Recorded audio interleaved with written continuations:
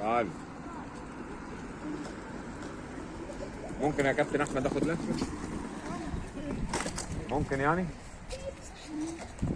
تعالى وريني. السلام عليكم ورحمة الله وبركاته. ازيكم يا حبايبي؟ عاملين ايه؟ وحشتونا جدا جدا وبتوحشونا من فيديو لفيديو والله.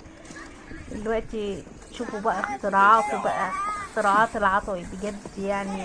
اختراعاته سهر اقول لكم مش يعني ليالي، كام يوم والله كان يسهر طول الليل عشان يقعد يخترع على احمد العجله الاسقوطه اللي انتوا شايفينها ديت.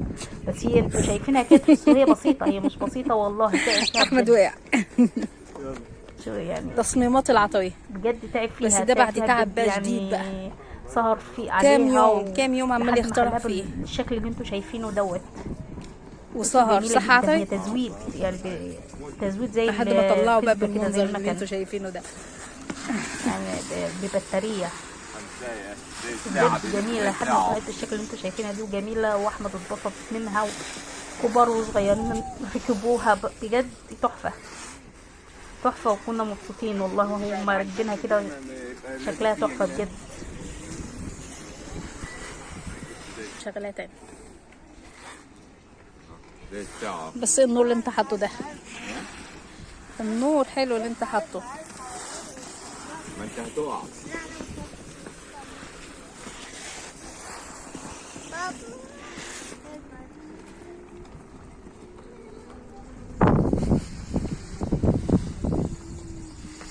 لو عايزه اقول لكم احنا يعني احمد لعب بيه لما قال، بس يعني لعب بيه كتير والله، بسم الله ما شاء الله.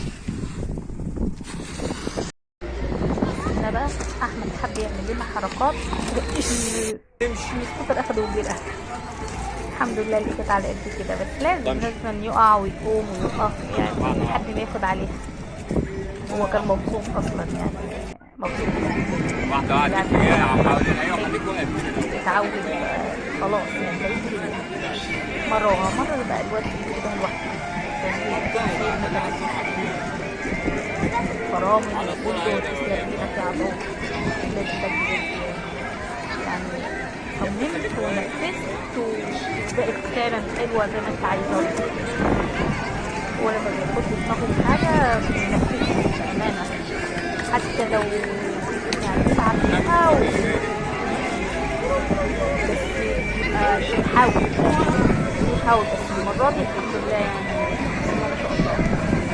ايه مش يعني تقعد على الكرسي يعني على علشان يعني ده جوزي، لو بس والله بجد بجد يعني دماغه جميلة يعني، بيقعد يفكر ويخترع هو من صغره، من صغره هو كده. واللي طالع له ابنه ده، ابنه احمد طالع له، بصوا خاربين الدنيا عندي، خاربينها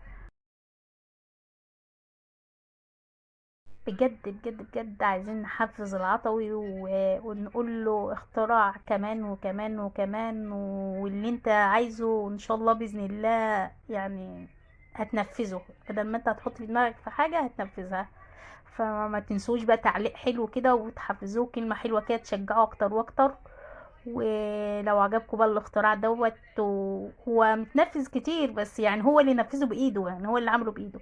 ما تنسوناش بقى في الاشتراك واللايك وتفعيل الجرس لو وصلكوا كتير. بحبكم.